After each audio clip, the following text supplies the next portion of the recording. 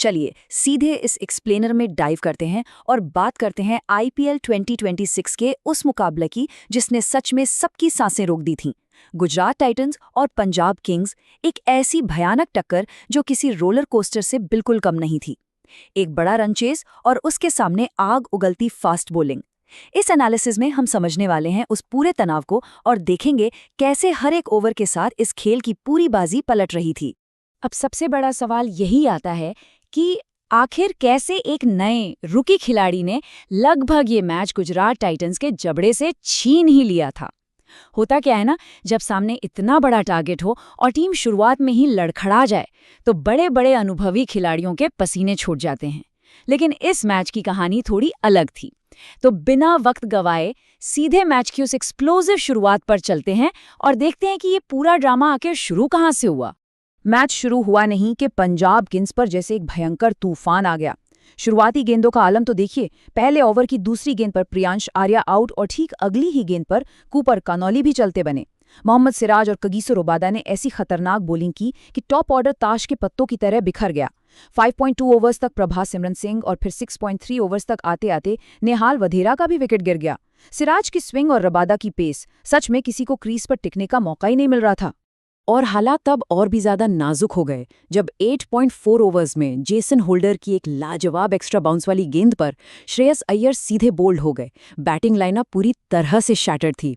Punjab in complete डिसअरे, ये statement उस वक्त की बेचैनी को बिल्कुल परफेक्ट तरीके से डिफाइन करता है। एक के बाद एक लगातार विकेट्स गिर रहे थे और स्टेडियम में हर किसी को लगने लगा था कि भाई अब यहां से वापसी करना तो बिल्कुल नामुमकिन है। अब यहाँ सबसे दिलचस्प बात जो निकल कर आती है वो ये है कि मैच में दो बिल्कुल अलग एक्सट्रीम्स देखने को मिले। एक तरफ वो टॉप ऑर्डर था जो पेस बॉलिंग के आगे पूरी तरह से घुटने टेक चुका था, और दूसरी तरफ एक बेहद रेजिलिएंट, एकदम मजबूत मिडिल ऑर्डर उभर कर सामने आया। इस मिडिल ऑर्डर ने पैनिक करने के बजाय स्पिनर्स और लूज डिलीवरीज को टारगेट करना शुरू कर दिया। बस यहीं से मैच ने एक ऐसा यू टर्न लिया जिसकी किसी ने शुरुआत में तो बिल्कुल उम्मीद नहीं की होगी। 27 रन्स, वो भी सिर्फ एक ओवर में। T20 क्रिकेट में खास तौर पर जब टारगेट बड़ा हो और दबाव इतना ज्यादा हो, एक ही ओवर में 27 रन्स निकालना ये अपने आप में एक गेम चेंजर होता है। 14वें ओवर में बिल्कुल यही चमत्कार हुआ। एक ही ओवर ने अचानक से इस चेज में एक नई जान फूंक दी और पूरी की पूरी कहानी ही पलट कर रख दी। अगर मानव सुथार के उस 14वें ओवर की बात करें तो सूर्यांश शेज ने वहां जो तबाही मचाई उसके आंकड़े सच में हैरान करने वाले हैं। शुरुआत हुई डीप मिड विकेट के ऊपर से एक विशाल छक्के के साथ, फिर अगली बाउंड्री लॉन्ग ऑन के ऊपर से एक बिल्कुल एफर्टलेस छक्का। जब सुथार ने लाइन चेंज करने की कोशिश की तो शेज ने बैक टू बैक दो कमाल के चौके जड़ दिए, एक शानदार फ्रंट ऑफ स्क्वायर ड्राइव और उसके बाद एक क्रैकिंग कट शॉट। और ओवर का अंत, लॉन्ग ऑन की तरफ 91 मीटर्स लंबा एक मैसिव छक्का। ये सीक्वेंस अपने आप में चीख चीख कर बता रहा था कि मोमेंटम अब पूरी तरह पंजाब के पास आ चुका है। शेडिज का ये कमाल का प्रदर्शन उस रॉ जज्बे को दिखाता है। सोचिए, दूसरे एंड से विकेट्स लगातार गिर रहे थे, दबाव अपने पीक पर था, और तब इस रुकी ने उस प्रेशर को पूरी तरह से अब्जॉर्ब करके सिर्फ 24 गेंदों में अपनी मेडन आईपीएल 50 पूरी कर ली। ये सिर्फ नंबर्स नहीं है, ये दिखाता है कि प्रेशर में एक खिलाड़ी कितना मजबूत हो सकता है।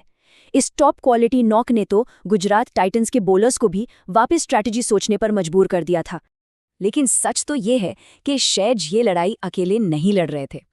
इस पूरे रन चेस को जिंदा रखने में एक बहुत ही क्रिटिकल पार्टनरशिप ने सबसे बड़ा रोल प्ले किया। एक तरफ थे सूर्यांश शेज, जो अपनी रॉ पावर दिखाते हुए सिर्फ 29 गेंदों में 57 रन्स बना चुके थे, जिसमें 5 छक्के और 3 चौके शामिल थे। और दूसरी तरफ थे वेटरन मार्कस स्टोइनिस। स्टोइनिस बिल्कुल शांत थे, अपना नेचुरल गेम खेल रहे थे और 31 गेंदों पर 40 रन्स बनाकर शेज की आक्रामकता को एक परफेक्ट बैलेंस दे रहे थे। इन दोनों के इस तालमेल ने लगभग हारी हुई बाजी को वापस ट्रैक पर ला दिया था। पर क्रिकेट में एक सिंगल ओवर पूरा खेल पलट सकता है, और यही हुआ। मैच ने एक बार फिर करवट ली जब कगिसो रबाड़ा वापस अटैक में आए। उन्होंने आते ही शेज को जोस बटलर के हाथों कैच आउट करा दिया। उस एक विकेट ने उस खतरनाक पार्टनरशिप को वहीं तोड़ दिया। शेज के पवेलियन लौटती ही मोमेंटम दोबारा से गुजरात टाइटंस की तरफ शिफ्ट हो गया। अब बस आखिरी प्रहार होना बाकी था, जिसे आगे चलकर जेसन होल्डर ने पूरा किया। तो यहाँ सबसे अहम बात यह है कि 17वें ओवर में जेसन होल्डर ने आकर किस तरह बचे हुए सारे खतरे को बिल्कुल क्लीनली खत्म कर दिया। 17.4 ओवर्स की बात है। होल्डर ने ऐसी लेंस डाली कि स्टोइनिस मिस टाइम पुल खेल बैठे और सीधा लॉन्ग ऑन पर कैच थमा बैठे, और उसके ठीक अगली ही गेंद पर यानी 17.5 ओवर्स में जेवियर बार्टलेट को एक ऐसी घातक डेविस्टेटिंग डिलीवरी डाली जो सीधा ऑफ स्टंप के टॉप पर जा लगी। इन दो बैक टू बैक गेंदों ने पंजाब किंग्स की बची कुची उम्मीदें वहीं ढेर कर दी। अगर हम गुजरात टाइटंस की जीत की असली वजह पर गौर करें तो जेसन होल्डर के वो 4 विकेट्स बिल्कुल स्टैंड आउट करते हैं। उन्होंने ठीक उन मोमेंट्स पर विकेट्स निकाले जब मैच हाथ से फिसल रहा था, और उनके साथ कागिसो रबाडा और मोहम्मद सिराज के 2-2 शुरुआती विकेट्स ये साफ साबित करता है कि अगर किसी टीम के पास एक अनुशासित और रिलेंटलेस पेस अटैक है तो वो दुनिया के किसी भी बड़े से बड़े काउंटर अटैक को रोकने की पूरी काबिलियत रखता है। तो इस पूरे मैच का निचोड़ क्या है? एक ऐसा गेम जहां दूसरे हाफ में पूरी तरह से अफरा-तफरी और एक जबरदस्त काउंटर अटैक देखने को मिला। वहां क्या कंट्रोल और कंसिस्टेंसी की ही जीत होनी थी? गुजरात टाइटंस के बॉलर्स ने दिखाया कि भले ही रन्स लुट जाएं, अगर प्रोसेस ठीक है तो मैच बचाया जा सकता है। ये एक्सप्लेनर हमें यही बताता है कि क्रिकेट कितना अनप्रिडिक्टेबल है।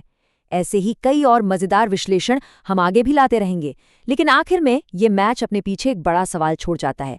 T20 क्रिकेट की इस तेज रफ्तार दुनिया में क्या आक्रामकता से ज्यादा अहमियत सच में अनुशासन की होती है?